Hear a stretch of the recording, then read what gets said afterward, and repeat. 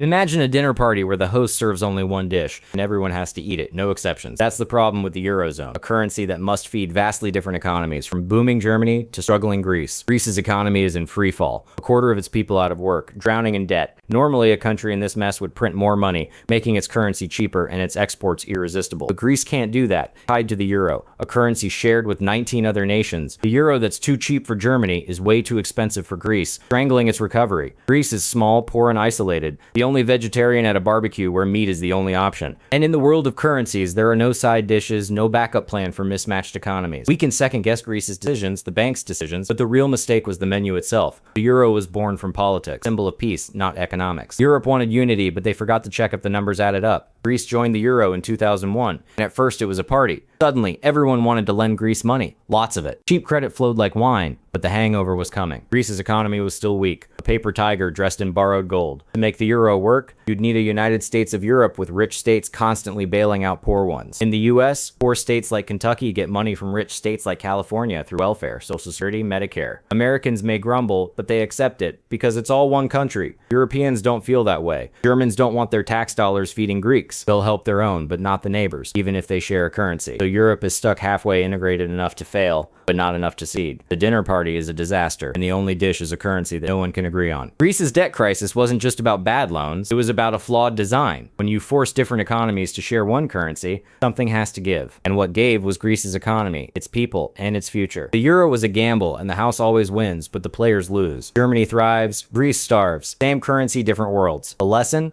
You can't build a house on a foundation of politics alone. Normally, a country with high unemployment prints extra money to cheapen its currency, boosting exports and tourism. But with low unemployment, an expensive currency makes imports cheaper and keeps prices down. In the Eurozone, you have wildly different economies. €1 price that's right for Greece is way too low for Germany. Greece is small, poor, and geographically isolated from the rest of the Eurozone, like the only vegetarian at a barbecue with no side dishes. Comes to currencies, there are no side dishes. Everyone must eat the same meal. We can second guess Greece's specific decisions and the bank's actions, but the real mistake was having all these countries at one dinner party with only one dish on the menu. The euro was a project born from political reasons, a symbol of peace on the continent, but the economics were never taken seriously. Greece joined the euro in 2001, and at first it worked great. Everyone was eager to lend money. They borrowed lots and lots of euros, but that didn't change the fact that their economy was much weaker than others. To make the euro work, you'd need a much closer union with big financial transfers rich to poor regions. Always. In the United States, poor states like Kentucky, Mississippi, and Alabama constantly get money from rich states like Massachusetts, California, and New York. This happens through welfare, Social Security, Medicare, Medicaid. People may complain, but we don't dispute that it's all one country. Money circulates around the whole country, but Europeans don't feel that way. Germans are willing to support poor Germans, but not Greeks. They're kind of halfway integrated in a way that doesn't really work. Greece's economy is in a disaster. A quarter of the population is unemployed, and debt is sky high. Normally, a country would devalue its currency to fix this, but Greece can't. It's stuck with the euro. That one-size-fits-all currency is the root of the problem, like forcing everyone to wear the same shoe size. Germany's economy thrives with a strong euro, but that same euro suffocates Greece. The euro was supposed to unite Europe, but instead it's driving them apart. Greece's debt crisis is a ticking time bomb. Interest rates spike and the world watches. Banks lent recklessly, assuming the euro made everything safe, but it didn't. Political leaders ignored the economic warnings. They wanted the euro for peace, not prosperity. Now Greece is trapped. It can't print its own money, and no one wants to lend more. The only way out would be massive transfers from Germany, but that's politically impossible. So the eurozone limps along, half integrated with Greece as the weak link. This isn't just Greece's problem, it's a flaw in the entire euro project. The dinner party analogy holds. You can't please everyone with one dish. And until Europe faces that reality, the crisis will keep simmering. So Greece joins the euro in 2001, and initially it works out great because suddenly everyone was like, yeah, sure, let's lend them the money. They borrowed lots and lots of euros, but that didn't change the fact that their economy was a lot weaker than some of the other European countries. To really work, you would need a much closer union with big financial transfers from richer places to poorer places all the time. In the United States, poor states like Kentucky, Mississippi, and Alabama constantly get money from richer states like Massachusetts, California, and New York.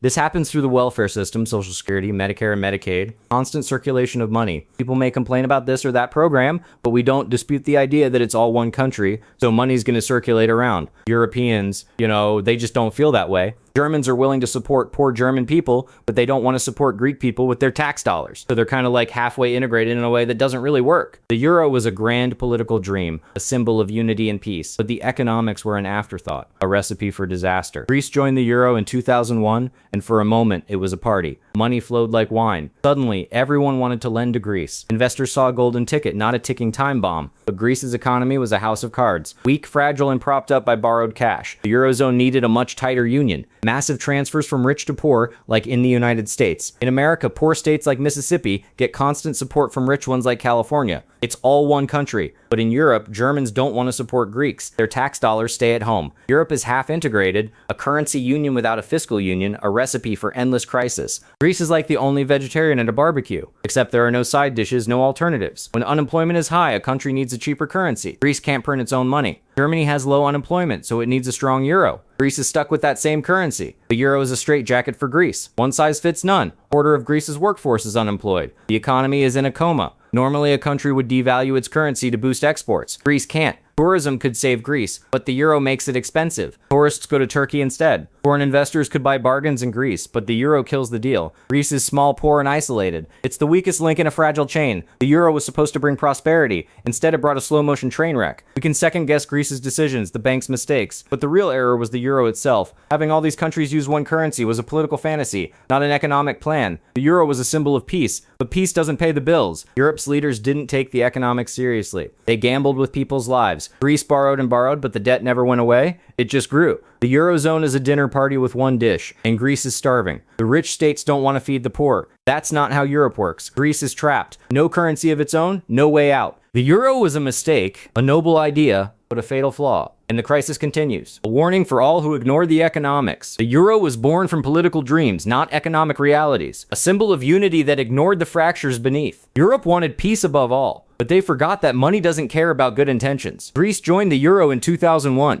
and for a while it seemed like a fairy tale. Suddenly, everyone wanted to lend Greece money. Lots of it. But the party couldn't last because Greece's economy was never as strong as Germany's. To make the euro work, you'd need a much deeper union with money flowing from rich to poor, constantly. Think of the United States. Poor states like Mississippi get checks from rich states like California every single day. Through welfare, Social Security, Medicare, money circulates because it's all one country. Americans might complain, but they don't dispute the idea that it's all one nation. Europeans don't feel that way. Germans are willing to support poor Germans, but not Greeks. They don't want their tax dollars going to bail out strangers in another country. So Europe is stuck halfway integrated, a union that doesn't really work. Greece is like the only vegetarian at a barbecue, except there are no side dishes. When it comes to currencies, you can't just order something else. We can second guess specific decisions, funny things Greece did, banks that lent recklessly. But the root problem was structural. A dinner party with only one dish on the menu. The euro was a mistake from the start. A political project that ignored basic economics. Greece's unemployment hit 25%, but Germany's was below 5%. Same currency, different worlds. Normally, a country with high unemployment would devalue its currency to boost exports. But Greece can't do that. It's stuck with the euro, tied to Germany's strong economy. So Greek products stay expensive, tourists stay away, and the economy stays broken. Germany, on the other hand, enjoys a cheap euro that makes its exports irresistible. The currency that's too low for Germany is way too high for Greece. Greece is small, poor, and isolated from the rest of the eurozone, a recipe for disaster. The euro was meant to unite, but it ended up dividing, and the Greeks paid the price for a dream that wasn't built on solid ground. So the next time you hear about a Greek crisis, remember, it was baked into the design. The euro was a political project that forgot the economics, and Greece paid the price. But the euro was never just about economics. It was a political dream, a symbol of peace after centuries of war. Yet that dream ignored a harsh reality. You can't have a single currency without a single treasury. In the United States, money flows from rich states to poor ones through federal programs. Medicare, Social Security, welfare. Kentucky, Mississippi, Alabama. They receive billions in federal funds every year, no questions asked. Americans may grumble about taxes, but they accept that their country is one nation,